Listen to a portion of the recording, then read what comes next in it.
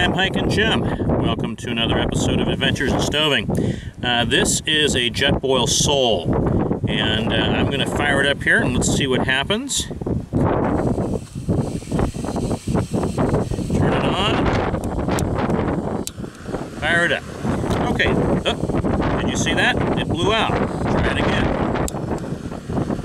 Okay, so it blew out again.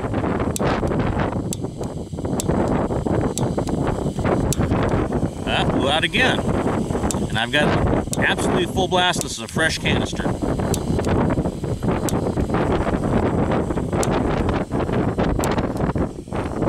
out again. Blew out again. Blew out again.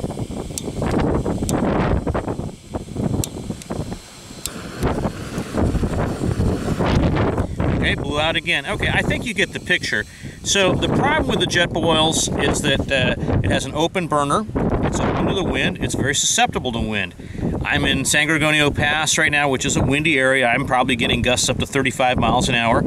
But Jetboils are very much affected by wind, and if you get gusts, they will blow out. And this is on full blast. I opened the valve 100%. So anyway, if you're looking for a windproof stove, it probably isn't the Jetboil. It's probably better than some, but it has the problem of blowing out. Okay, I'm Hiking Jim. This is Adventures in Stoving. Thank you for joining me.